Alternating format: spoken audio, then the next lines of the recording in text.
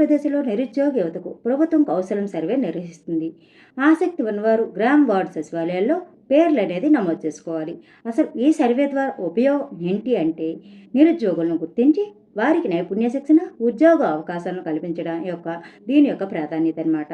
అయితే అర్హులైన వారికి టెక్నికల్ ట్రైనింగ్ ఇచ్చి ఉద్యోగాలు కల్పించేందుకు ప్రభుత్వం అయితే ప్రణాళికలు సిద్ధం చేస్తుంది. అయితే దీనికి అర్హత ఏంటి అంటే బిలో 10th నుంచి పీజీ వరకు ఏ సబ్జెక్ట్ అయినా పర్వాలేదు. అయితే దీని అర్హత 10th to పీజీ. అలాగే దీనికి ఇంతకుముందైతే వర్క్ ఫ్రమ్ హోమ్ అనే పేరు అనేది ఫిబ్రవరి 15 స్టార్ట్ చేసేటప్పుడు అయితే ఈ పేరు పెట్టడం జరిగింది. ఇప్పుడు ఆ పేరును మాడిఫై చేసి కౌశలం అనే పేరునైతే పెట్టడం జరిగింది. ఆ కౌశలం పేరుతో సర్వే చేస్తుంది ఈ సర్కార్ అనమాట. అయితే దీనికి చివరి డేట్ ఏంటంటే యాక్చువల్ ఆగస్టు 25 అనేది చివరి తేదీగా అప్పుడు పెట్టడం జరిగింది. ఇప్పుడైతే పొడిగింపు జరిగింది. అది సెప్టెంబర్ 15 వరకైతే చివరి డేట్ అని చెప్పడం జరిగింది. అయితే అప్పుడు మేము సర్వే చేసుకోలేదు. ఇప్పుడు మేము కూడా సర్వేకు అర్హులమేనా అంటే అర్హులే. మీరు అప్పుడు సర్వేకు అప్లై చేసుకోకపోయినా ఇప్పుడు మీ ఆధార్ నెంబర్ ద్వారా సెర్చ్ ఆప్షన్ ద్వారా అయితే మీరు కూడా సర్వే అనేది చేయించుకోవచ్చు. ఓకేనా? దీనికి కావాల్సిన అసలు డాక్యుమెంట్స్ ఏంటి అంటే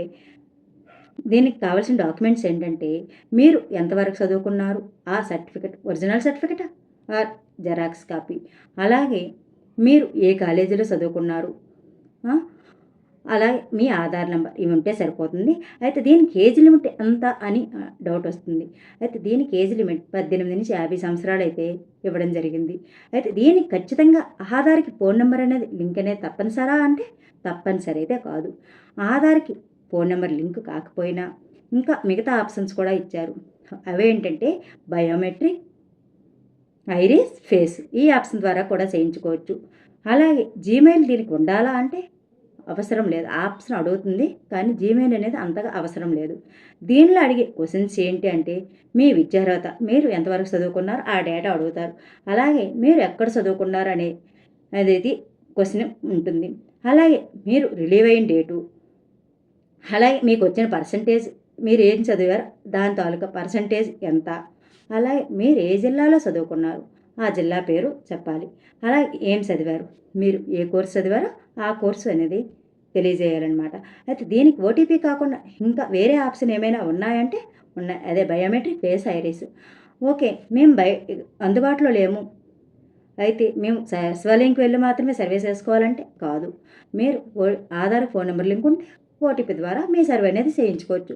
వాళ్ళకి మీ డాక్యుమెంట్స్ పంపిస్తే సరిపోతుంది. అయితే ఈ సర్వే అనేది ఎవరు చేస్తారు అంటే సచివాలయంకి వెళ్లకుండా ఈ సర్వే ఎవరైనా చేస్తారంటే సచివాలయం వాళ్ళైతే ప్రతి ఒక్కరు లాగిన్లో అయితే ఈ ఆప్షన్ ఇవ్వడం జరిగింది కాబట్టి అది ఫోన్లోనే చేస్తున్నారు. సో ఎవరైనా సచివాలయం వాళ్ళు చేస్తారనమాట. అయితే ఇది సచివాలయం వెళ్లకుండా ఈ సర్వే చేసుకోవచ్చు అంటే చేసుకోవచ్చు. అలాగే డాక్యుమెంట్స్ జెరాక్స్ ఏదైనా పర్వాలేదంటే ఏదైనా పర్వాలేదు. ఇది గవర్నమెంట్ తీస్తుంది కాబట్టి గవర్నమెంట్ జాబా లేదా ప్రైవేట్నా అంటే ప్రైవేట్ జాబే. ఇది ఓన్లీ గవర్నమెంట్ సర్వే మాత్రమే చేస్తుంది. అయితే నిరుద్యోగ యువత ఎంతమంది ఉన్నారు అనే తెలుసుకోవడానికి మాత్రం ఈ సర్వే చేస్తుంది.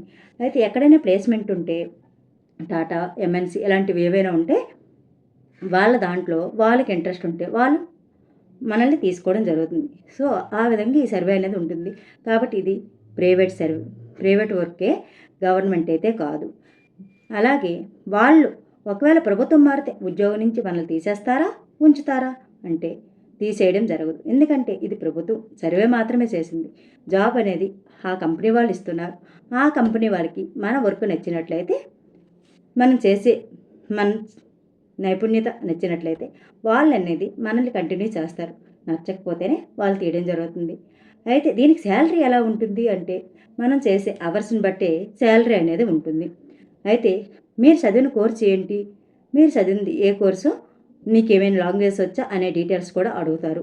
అయితే ఇది ఏ స్టేట్ వారికైనా వర్తిస్తుందంటే కాదు, ఓన్లీ ఏపీలో ఉన్న వారికి మాత్రమే ఈ సర్వే అనేది వర్తిస్తుంది.